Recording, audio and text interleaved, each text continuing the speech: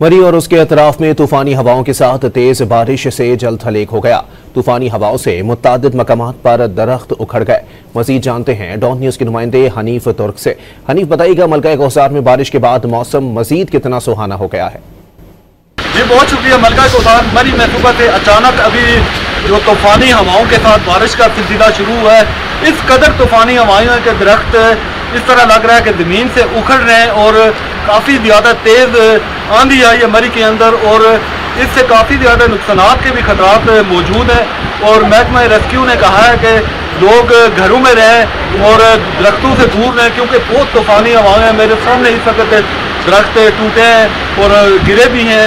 और महकमा मौसमियात ने यह प्रिडिक्शन दी है कि आइंदा 2 या 3 दिन तक मरी और तमाम बलाई इलाकों के अंदर मौसम की ऐसी ही कैफियत रहेगी और लोग बलाई इलाकों के अंदर सफ़र करने से तूफ़ानी हवाओं, तूफ़ानी बादोबारा और तूफ़ान में थोड़ा सा एहतियात करें, फ्लड लाइट का इस्तेमाल करें और गैर ज़रूरी सफ़र से गुरेज करें। जी।